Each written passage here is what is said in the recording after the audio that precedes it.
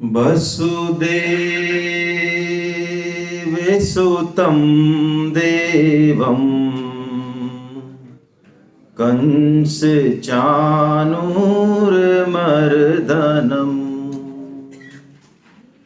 देवकी परमानन्दम्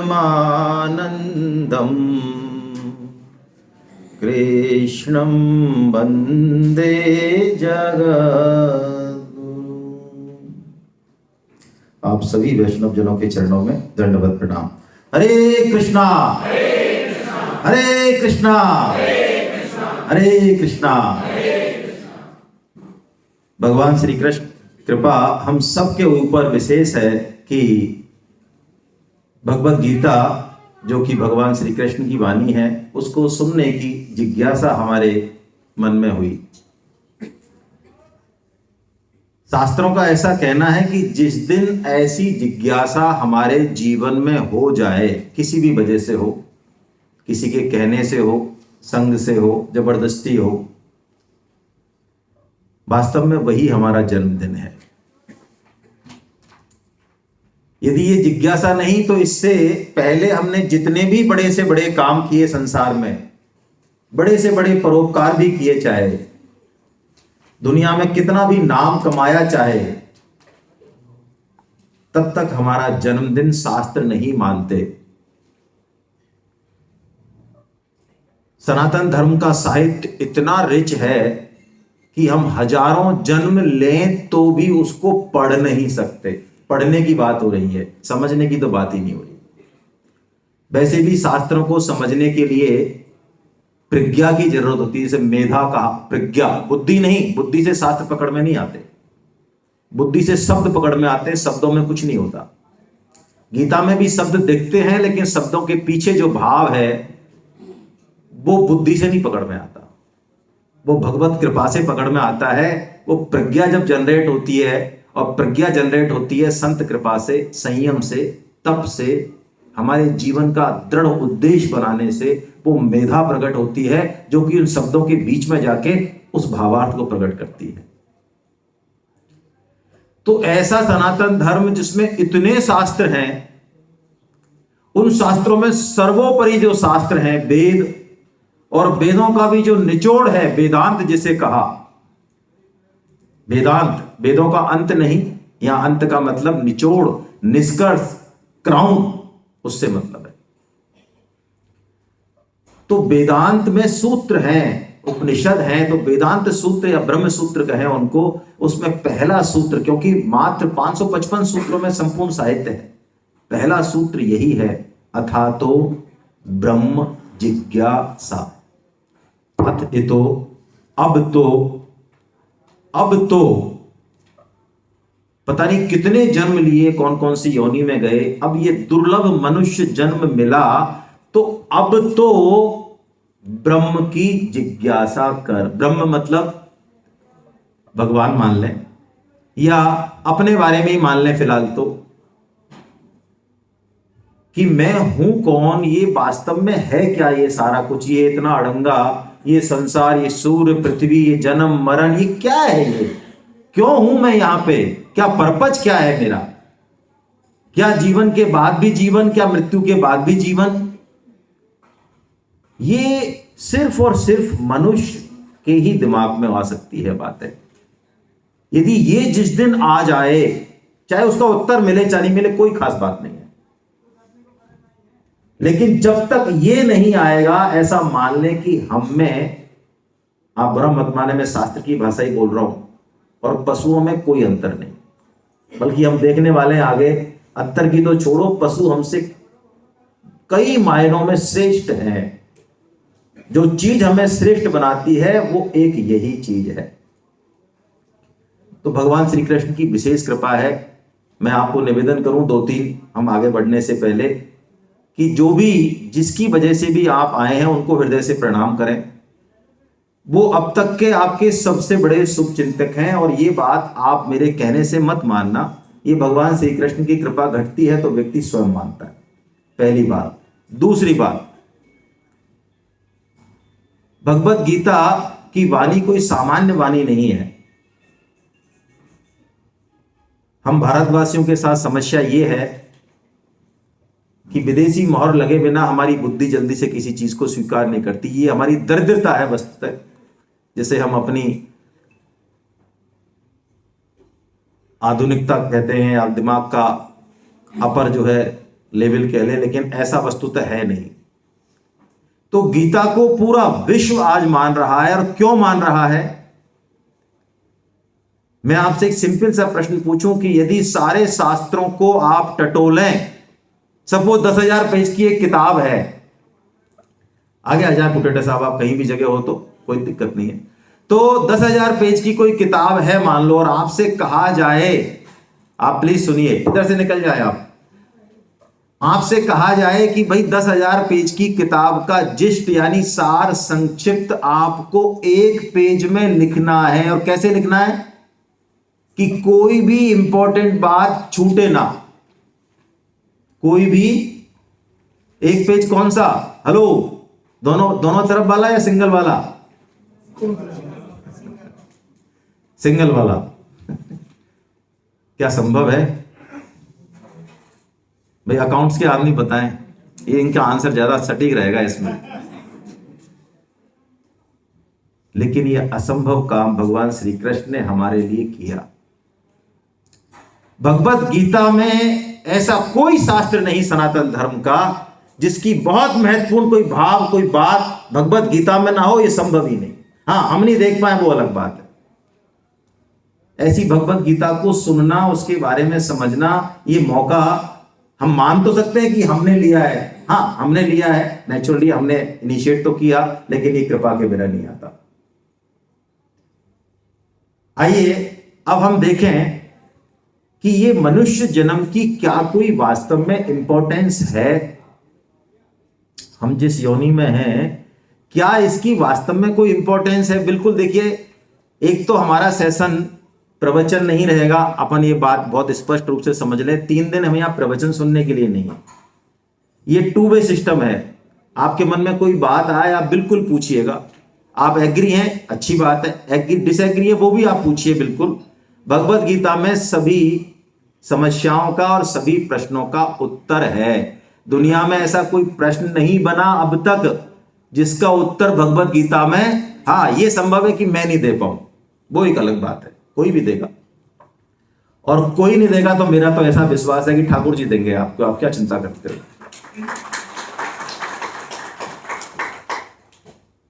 तो भगवत गीता हमें मनुष्य जन्म में ही सुनने को मिल सकती है। तो क्या 2 वे सिस्टम रहेगा? एक तो ये, कोई भी शंका हो तो कोई भी लेक्चर प्लीज ना छोड़ें। मैं आपको बहुत एक खरी बात कहना चाहता हूं, आप बुरा मत मानिएगा प्लीज। हम लोग यहां अच्छी अच्छी सुविधा और अच्छी भोजन के लिए बिल्कुल नहीं आए हैं। हमारे व्यवस्थापक ऐसे हैं, ये पहली सेमिनार है ऐसी, मैं प्रणाम करता हूं इनको कि इन्होंने मेरे मुंह पे ताला लगाया है। अब तक ऐसे कोई व्यवस्थापक नहीं हुए, कम से कम मुझे ऑल ओवर इंडिया 40 से ज्यादा सेमिनारों में जाने को मौका मिला। बड़े से बड़े शहर, चाहे बॉम्बे, गांधीनगर, अहमदाबाद, बड़ौदा, उज्जैन, भोपाल, दिल्ली, गुड़गामा, किसी व्यवस्थापक ने ऐसा नहीं कहा। मैं कहता हूं भाई आप निमित्त बने तो कम से कम लोग आपके बारे में जाने तो सही, लेकिन मुझे तो यहाँ पे कह दिया गया कि आप ताला लगा लो, भी आप बोल नहीं सकते। ऐसे व्यवस्थापक, ऐसा भाव वाले लोग यदि हैं हमारे बीच में, उनसे भी हो सकता है छोटी मोटी कोई व्यवस्था में कमी रह जाए। हम कॉपरेट करें, तब करें, जीवन में थोड़ा सा संयम करें। ये नहीं वो नहीं, इस चीज में हम 3 दिन खराब नहीं कर दें प्लीज, बहुत बड़ा मौका चूक जाएंगे हम यहाँ किसी और चीज के लिए, किसी एक हायर सुख के लिए हैं हम यहाँ। ये सुख तो हम भोग ही रहे हैं हर योनि में। एक बात ये, कोई भी लेक्चर प्लीज ना छोड़ें, समझ में आए चाहे, ऐसा हो नहीं सकता भगवत गीता की, क्योंकि हम यहाँ पे कोई भी वक्ता अपनी बात कहने के लिए अधिकृत नहीं है, हम ऑथराइज नहीं है इस चीज के लिए। हम वही बात कहेंगे जो परम श्रद्धेय स्वामी जी महाराज, आपके सामने साधक संजीवनी जो स्वामी जी का स्वरूप है, ऐसे निष्काम संत जिनका फोटो तक नहीं, आप सब जानते हैं। यदि मेरी बात में या किसी भी वक्ता की बात में और स्वामी जी की बात में डिफरेंस है तो निसंकोच स्वामी जी की बात को ही माना जाएगा, कोई उसमें आर्गुमेंट की जरूरत ही नहीं है। किसी भी लेक्चर को नहीं छोड़ें। जो समय आपको दिया जाए कि इतने बजे आपके लंच है, इतने बजे आपका चाय, प्लीज प्लीज आप टाइम पे आए। तो ये काम हम करेंगे तो बाकी काम फिर भगवान करेंगे। तो मैं अब आपको बहुत स्पष्ट पूछ रहा हूं, आप बिल्कुल इसमें निसंकोच जवाब दें। क्या हमें लगता है कि मनुष्य जन्म दुर्लभ है? नए साधक रेस्पॉन्ड करेंगे तो मुझे अच्छा लगेगा। बोले आप निसंकोच बोले, कोई अपना परिवार है ये, अब ऐसा कोई यहाँ पे कृष्ण कृपा है अब 3 दिन तक, आप बिल्कुल घबराए ना, आप चाहेंगे तो भी गलत नहीं बोल पाएंगे, आप बोल के देखिएगा। दुर्लभ है, क्यों है? क्योंकि यही योनि है जिसमें हम अपने भाव प्रकट कर सकते हैं। भाव प्रकट कर सकते हैं। चलिए, और कोई? क्योंकि इसी योनि में भगवत प्राप्ति हो सकती है। और कोई? भाई देखो, आपको सोने की चैन और पीतल की चैन में जो सार संभाल करने में डिफरेंस है, वो किसी गीता सेमिनार में जाके सीखना होता है?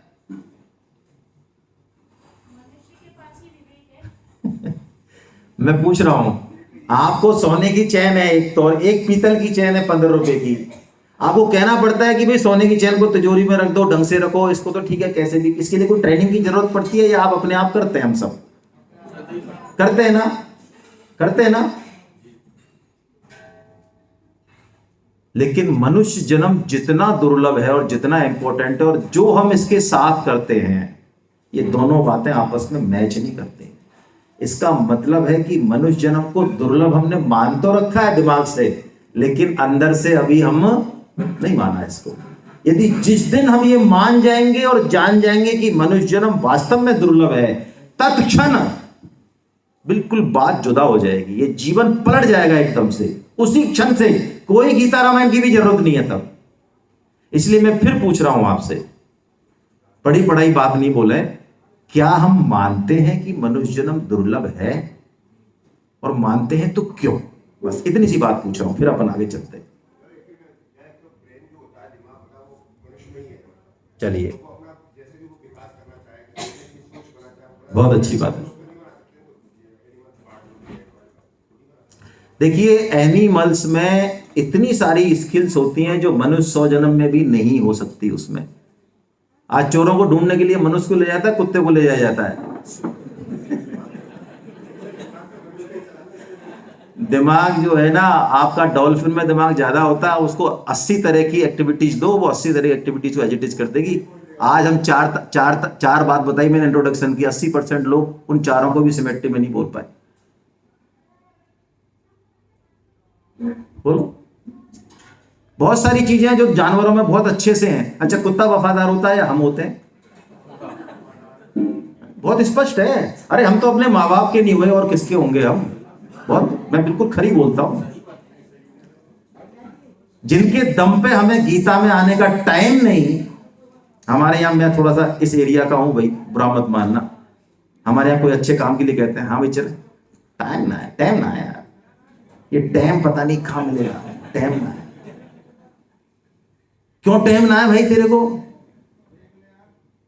बच्चे हैं, ये है, परिवार है। सुअर का, कुत्ते का परिवार नहीं होता, उनको बेचारों को पता ही नहीं ममता क्या होती है। वो चिड़िया अपने बच्चों का पेट नहीं पालती, हम ही बहुत अच्छे तरीके से इन सारे कर्मों को करते हैं, और पूरी जिंदगी पहले तो इसमें निकालते हैं कि टाइम ना है, और बाद में पेपर में ऐड देते हैं कि भैया ये जो हमारा था ना, हमारा था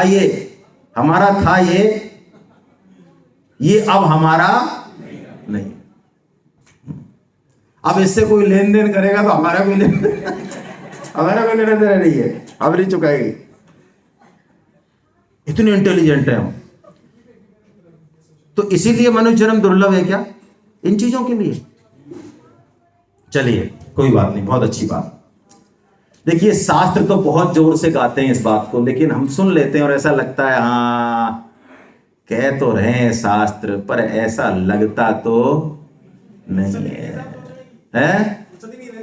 हाँ, कोई बात नहीं, फुर्सत मिलेगी। बड़े भाग मानुष तन पावा, सुर दुर्लभ सब ग्रंथ ही गावा।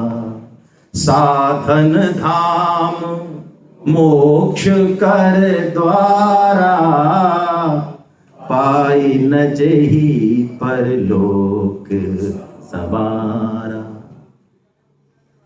तुलसीदास जी कहते हैं ऐसा मनुष्य जो ऐसा शरीर पाकर जो मोक्ष का द्वार है, वो यदि वो काम नहीं करे जो करने आया है, तो सो परत्र दुख पावहि सिर धुन धुन पछताए, काल ही कर्म ही ईश्वर ही मिथ्या दोष लगाए। और वही हम करते हैं, अपनी तरफ नहीं देखते। हमें लगता है काल में दोष है, कर्म में दोष है, ईश्वर में दोष है, और नहीं तो कम से कम पड़ोसी की वजह से मर गया मैं तो भाई साहब, वरना आज पता नहीं कहां होता। और नहीं तो एक पड़ोसी के सिर पर ठोक दो, ठीक रहा। और भगवान शंकराचार्य जी जो कहते हैं वो तो बहुत विलक्षण है। वो मनुष्य जन्म कोई दुर्लभ नहीं बनाते, उन्होंने तो बहुत प्यारी चीज कह दी है। और आपको बड़ा आश्चर्य होगा ये सुन के। मैंने आपको जो नमन किया, मैंने जो कहा कि श्री कृष्ण कृपा है हम सबके ऊपर, ये कोई मैंने आपको कोई खुश करने के लिए किया हो ना, कोई जरूरत नहीं। ये है समस्या, यही है कि हमें क्या मिल गया है ये हमें पता नहीं है। और ये समस्या आज के समाज में, आज के समय में बहुत ज्यादा हो रही है। आज 50 साल पहले आप चले जाइए, बच्चों को ये पता था कि कुर्सी टेबल का क्या महत्व है, लाइट का क्या महत्व है, घर में कोई फैसिलिटी है, फल फ्रूट मिल रहे हैं तो उसका क्या महत्व है, ये पता था उनको। आज हेलो, आप कह रहे हैं कि भाई तेरे को मैं केले सेब डेली खिला रहा हूं, अंगूर वगैरह सो व्हाट, ये सबको मिलते हैं और मुझे खाने ही नहीं है, आप मेरे पीछे पीछे घूमते हो। तो तेरे को तो खाने बेटा इसलिए तो नहीं है कि तेरे को 24 घंटे मिल रहे हैं, पहले 5 किलो आते थे, पता नहीं चलता था, शाम को खा उड़ गए। जिन फैसिलिटीज के लिए पूरी जिंदगी हम तरसते थे, वो फैसिलिटी जब जीवन में आती थी, ये पुराने बुजुर्ग लोग बैठे हैं, ये मेरे को अप्रूव करेंगे इस बात को, तो उस फैसिलिटी को क्या महत्व है, कैसे उसको सदुपयोग करना है, वो हमें पता था। आज क्या हो रहा है? यही गलती हम मनुष्य जन्म के साथ कर बैठे, क्योंकि हमें इसका साइंस नहीं पता कि ये हमको मिल कैसे गया। हमें फॉर्म भरने का ध्यान नहीं, टिक लगाना, अच्छा भाई साहब गधा बनना चाहते, नहीं नहीं यार, घोड़ा नहीं, सुअर नहीं, मतलब हमें ये बता दो, ऐसा टिक लगाया क्या, फॉर्म भरा क्या? फॉर्म भरते तो लगता कि हाँ हम तो लेके आए, मिल गया। इसके पीछे का साइंस नहीं पता कैसे मिला। कब हुक्म करी करुणा नर देही, देत ईस बिनु हेतु सनेही। क्या छुपा हुआ है इन शास्त्र की बातों में, हम थोड़ा सा ठहर जाएं जरा। तुलसीदास जी कह रहे भगवान की अपार करुणा का बादल फटा मानो, और वो भी क्यों फटा? हम योग्य हैं इसलिए फटा, हम सुंदर हैं इसलिए फटा, हम गुणवान हैं इसलिए फटा ना, बिन हेतु सनेही। जो बिना हेतु के स्नेह करने वाला है, अपनी करुणा, क्योंकि करुणा ही है उसके पास कुछ और है ही नहीं। अच्छा बेटा तिरछा है, आड़ा है, काला है, कलूटा है, क्या लगता है मां को? फिर कम प्यारा लगता है काला बच्चा, शायद गोरा अच्छा लगता है। अच्छा इसकी टांग टूटी हुई है, मां 50% ममता उस पर करती है, और जिसकी दोनों ठीक है उसके ज्यादा करती है। ऐसा है? हम पढ़े लिखे हैं, हम IAS है, हम फलाना सिंह हैं, हम टीका सिंह हैं, इसलिए भगवान ज्यादा कृपा करेंगे हम पे, ऐसा है? प्लीज बंद करना है मोबाइल। जो जननी को अधिक प्रिय, रोगी निर्बल पूत, और तैसे दीन दयाल को दीन प्यारे फूल। हम लोग गणित के आदमी हैं, हमें भगवान की गणित समझ नहीं आती कि जो निर्बल है, जो बल्कि पापी है, उस पर भगवत कृपा ज्यादा घटती है। तो हमें मनुष्य जन्म दे दिया भगवान ने, अब हमें साइंस नहीं पता तो हम इसकी ऐसी की तैसी कर रहे हैं जो 84 लाख योनियों में जो चीजें हम कर सकते हैं वही चीज हम इसमें भी कर रहे हैं, और हम पढ़ लेते हैं, सुन लेते हैं, लेकिन हृदय में कोई झंकार होती नहीं। भगवान शंकराचार्य जो घोषणा करते हैं, दुर्लभम त्रयमेव तद्देवानुग्रह हेतुकम मनुष्यत्वम मुमुक्षुत्वम और महापुरुष संश्रया। और आपको आश्चर्य होगा भगवान की कृपा के बारे में सुनकर, ये 3 दुर्लभ संयोग बताए भगवान शंकराचार्य, और तीनों ही हमारे जीवन में घट गए हैं, हमारे प्रयत्न से नहीं, घट गए बस। उन्होंने कहा मनुष्य जन्म मिलना सबसे पहला संयोग, ये ऐसे नहीं मिलता। कई चीजें जीवन में घटती है ना छोटी सी, तो पता चलता है कि मनुष्य जन्म क्या है। अभी 2 महीने पहले मेरे को एक ऐसी घटना मिली, हमारे मकान के पीछे गाय भैंस बांधते हैं। उस दिन बारिश हो रही थी, खूब सारी ठंड थी, एक गाय या भैंस थी पता नहीं, वो 2-3 बार नींद खुली, वो रंभा रही है, रो रही है, चिल्ला रही है। क्यों? क्योंकि वो बाहर ही रह गई।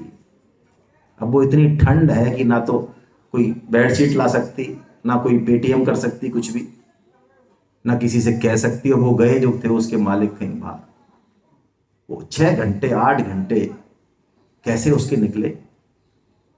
और हमें तो फट इंतजाम हो जाता है। मनुष्यत्वम, और दूसरी बात उन्होंने कही मुमुक्षुत्वम। इस मनुष्य जन्म में आके अथातो ब्रह्म जिज्ञासा, ये जिज्ञासा पैदा हो जाए, ये मुमुक्षा पैदा हो जाए कि हम वास्तव में आए क्यों हैं कौन हम, क्या विशेषता है आखिर हमारे पास, ऐसा क्या वीटो पावर है हमारे पास। और तीसरी बात जो सबसे इंपॉर्टेंट, जिसके लिए हमें साष्टांग प्रणाम करना चाहिए परम श्रद्धेय स्वामी जी महाराज को, कि महापुरुष संशय है। परम श्रद्धेय स्वामी जी की वाणी, भगवान की वाणी, गीता से हमारा परिचय हो रहा है, हमें उनका मौका मिल रहा है सुनने को। ये 3 संयोग यदि घट गए तो फिर मान लें कि अब हमारे ऊपर कोई संशय नहीं है, कृपा घटने ही वाली है। इसको पहचाने तो हमें मान सकते हैं कि हम कुछ श्रेष्ठ हैं। यदि ऐसा नहीं मानते हैं तो फिर हम किसी भी मायने में श्रेष्ठ नहीं है। देखिए, मनुष्य होने की 2 विशेषताएं हैं। टाइम को थोड़ा कह दो। 2 विशेषताएं मैं आपको बताऊं, आप में से वो आंसर आए हैं, लगभग ऐसे ही आए। सबसे पहली बात, मनुष्य योनि में विवेक है। विवेक और बुद्धि में जमीन आसमान का फर्क है। बुद्धि विवेक बुद्धि नहीं है, बुद्धि जड़ है, विवेक चेतन है। विवेक है अपने बारे में जानने की जिज्ञासा, जीव जगत के बारे में जानने की जिज्ञासा। हम अपनी लाइफ के दृष्टा है, बाकी सभी योनियां दृष्टा नहीं है, वो सिर्फ जी रही हैं। आपके कार में यदि यहां से मक्खी अलवर से बैठ के बॉम्बे चली जाए और वहां निकले, तो वो बॉम्बे में अपना जीवन शुरू कर देगी। उसका कोई पास्ट फ्यूचर नहीं है, वो बीइंग है, आप समझें। लेकिन हम नहीं हैं ऐसे, हम दृष्टा हैं, हमें पता है क्या है क्या नहीं है, हम कैसे थे, क्या हो रहा है। इस विवेक ये सिर्फ मनुष्य मात्र में है। हम चाहे इसको यूज करें चाहे ना करें। यदि हम विवेक को यूज ही ना करें पूरी जिंदगी, तो अब बताइए, आपका बेटा यदि 100 रुपए आप दें और वो 100 रुपए का तहस नहस करके आ जाए, जो काम करना था वो नहीं करे, चलिए आपकी ममता दे के एक बार और दे देंगे, तीसरी बार देंगे 100 रुपए? प्लीज रेस्पॉन्ड, नहीं देंगे। तो भगवान हमसे पूछेंगे, देखो भाई साहब, आपको हमने ये दिया मनुष्य जन्म, अब आपने क्या किया? ये किया। तो ये तो पशु पक्षी गधा घोड़ा सब में होता है ये काम। तो बताओ भाई साहब, हमसे ही पूछेंगे वो, आपको दिया जाए दोबारा?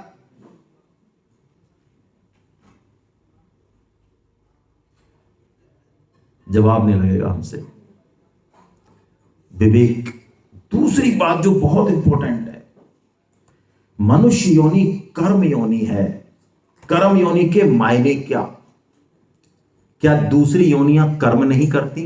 क्या आपको लगता है कुत्ता गधा घोड़ा ये कर्म नहीं करते? कोई बता सकता है इस बारे में? किसी को नॉलेज हो तो बताएं, फिर हम आगे चलते हैं।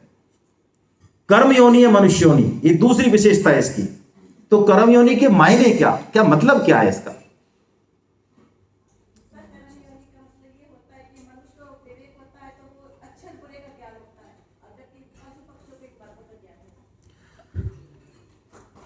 ठीक है, होता है, पशु पक्षियों को भी होता है ना। कुत्ते, सारे जानवरों को आप प्रेम करेंगे तो रिस्पॉन्ड मिलेगा। होता है, सामान्य विवेक सब में होता है, हम में कुछ स्पेशल बात है। देखिए, स्वतंत्रता का मतलब है कर्म योनि में मनुष्य के पास पुराने जन्मों का प्रारब्ध है।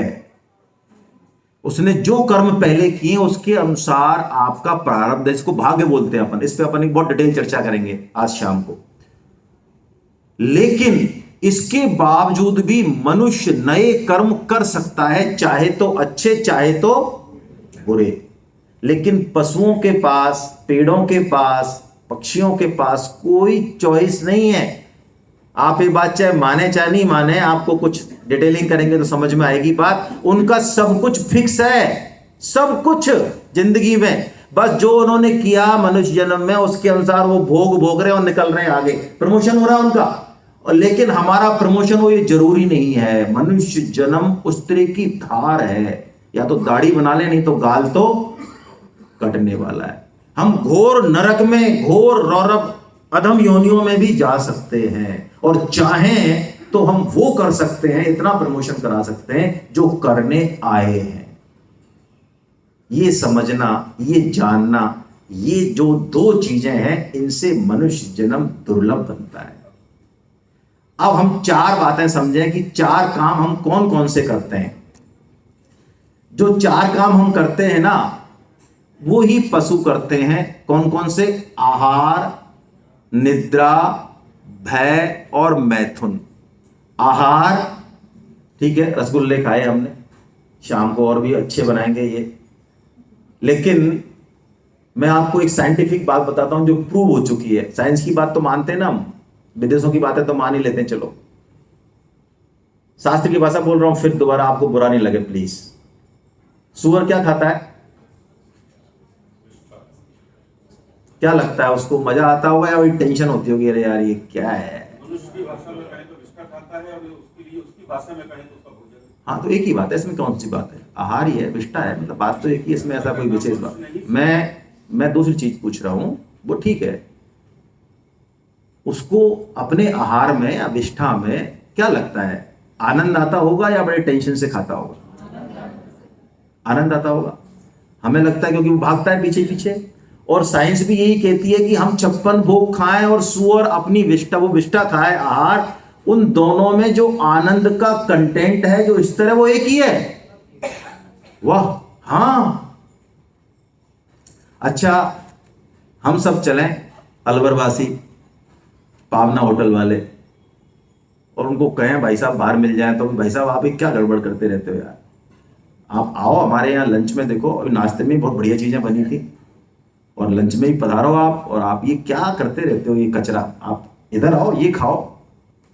क्या लगता है उसको? समझ में आएगी बात? Please respond. शायद आ भी सकती है, तो जबरदस्ती करवाएंगे उससे। 10-20-50 सुअर हैं जिनको समझ में आ गई, वो गीता सेमिनार में आ गए रस कह के।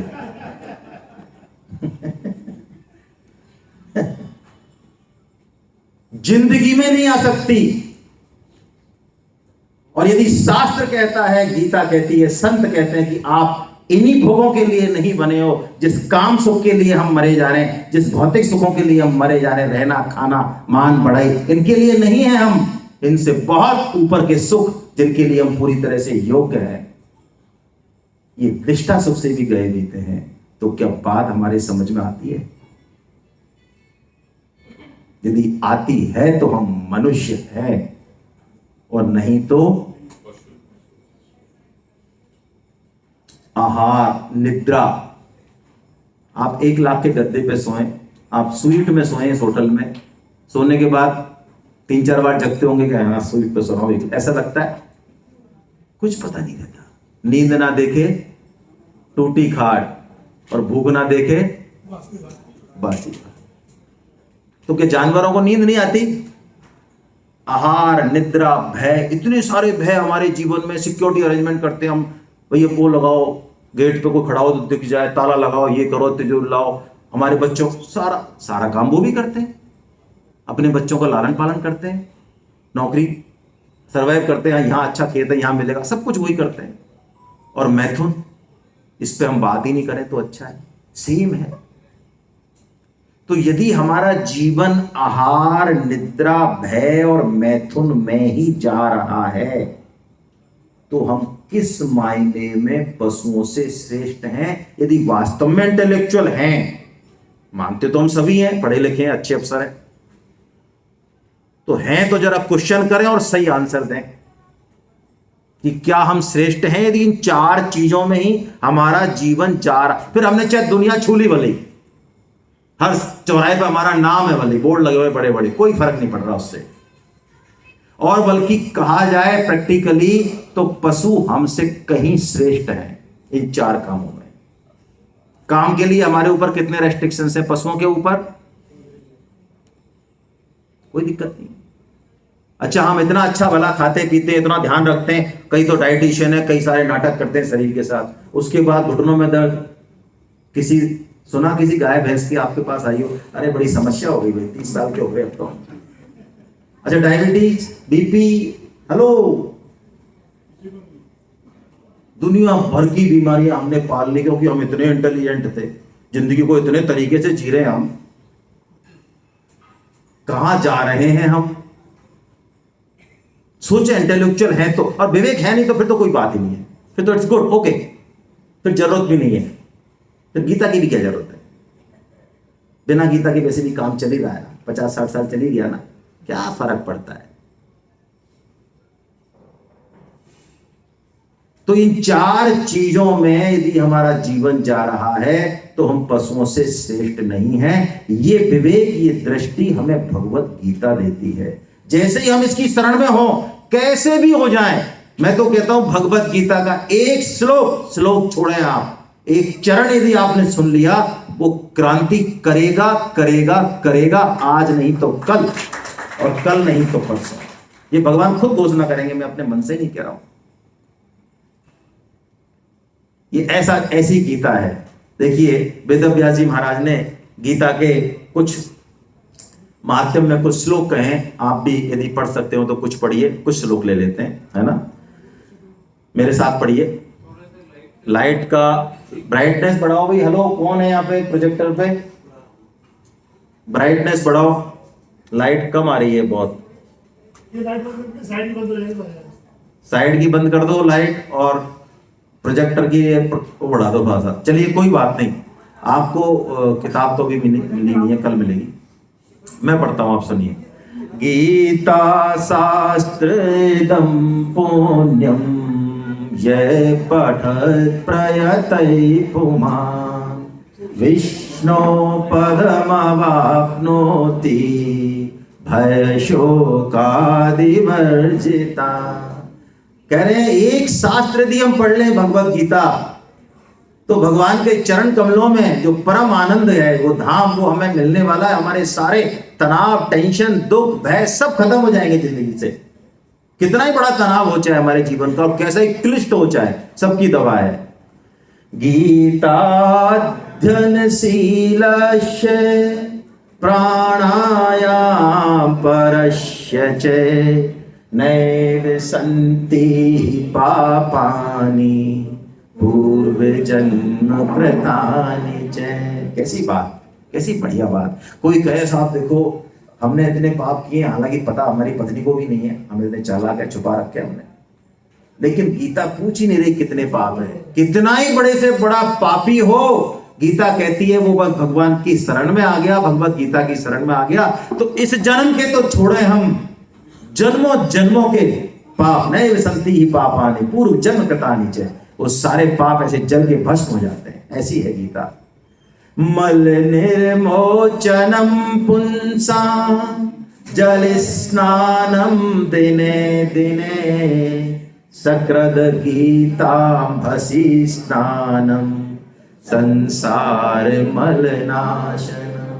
हम नहाते हैं, अगले दिन गंदगी तैयार खड़ी है, लेकिन भगवत गीता रूपी स्नान ऐसा है, इसमें यदि हम स्नान करना चालू कर दें तो हमारे अंतःकरण में जितने भी मल हैं वो हमेशा हमेशा के लिए साफ होने लगा जाते हैं। इसलिए वेदव्यास जी कहते हैं, क्या जरूरत है फिर इधर उधर भागने की। गीता सुगीता कर्तव्या किमन्ये शास्त्र विस्तरे या स्वयं पद्मनाभस्य मुखपद्माद विनिसृता। वो कहते हैं एक गीता को ही सुगीता कर लें। सुगीता मतलब देखिए, हम लगातार सत्संग करते हुए, अच्छी अच्छी किताबें पढ़ते हुए भी अपेक्षित प्रगति हमारे जीवन में नहीं हो पाती, क्यों? इसका कारण ढूंढे हम। क्या कारण है? मैं आपको एक, अपने मोबाइल स्विच ऑफ कर लें, आप साइलेंट मोड में करते हैं प्लीज प्लीज।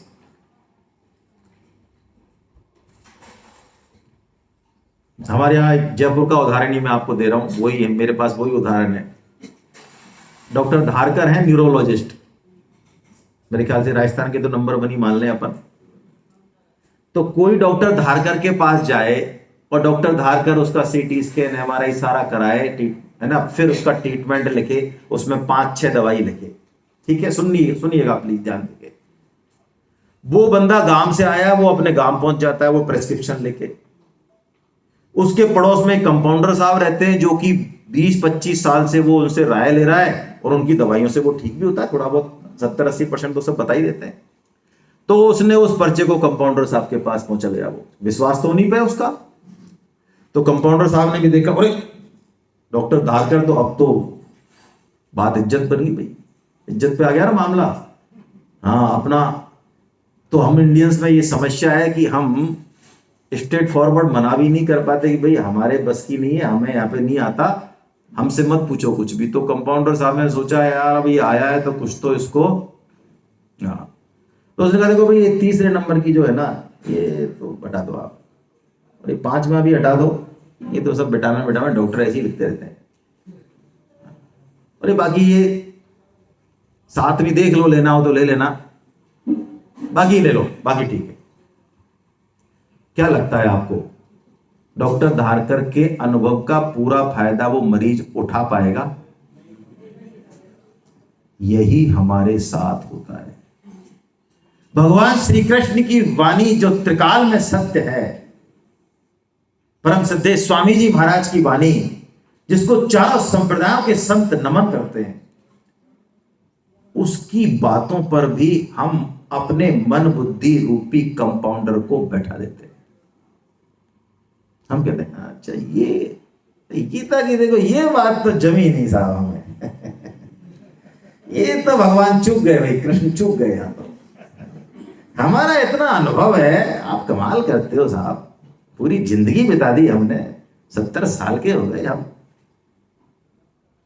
भगवान श्री कृष्ण जो कह दें उसके अनुसार अपनी मन बुद्धि को ठीक करें, न कि मन बुद्धि के अनुसार भगवान श्री कृष्ण की वाणी को कसाएं। हाँ, संशय हो, तर्क हो, कोई दिक्कत नहीं है, निसंकोच पूछें आप, कोई समस्या नहीं है, लेकिन मताग्रह नहीं पालें। मन बुद्धि के गुलाम नहीं बने हम, इसके मालिक हैं हम, मालिक बने मालिक, पहचाने अपने आप को।